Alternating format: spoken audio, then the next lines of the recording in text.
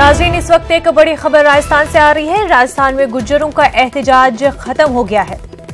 Gujjar leader करोड़ी सिंह बैंसला का बयान, कौमी मफाद में अपनी तहरीक आज खत्म कर रहे हैं। राजस्थान में तमाम जगहों से रुकावटें हटा दें, एहतजाजी मुजाहिरीन से बैंसला ने की अपील। नाज़रीन, आपको बता दें कि राजस्थान में गुज्जरों का एहतजाज खत्म हो चुका है। गुज्जर लीडर करोड़ी सिंह बैंसला ने बयान दिया है कि कौमी मफाद में अपनी तहरीक वो आज खत्म कर रहे हैं। राजस्थान में तमाम जगहों से रुकावटें हटा दें, बैंसला ने ये एहतजाजी मुजाहिरीन से अपील की है।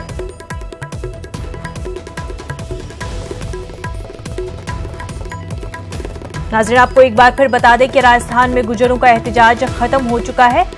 गुज्जर लीडर करोड़ी सिंह बैंसला ने बयान दिया है कि कौमी मफाद में अपनी तहरीक का आज खत्म करेंगे।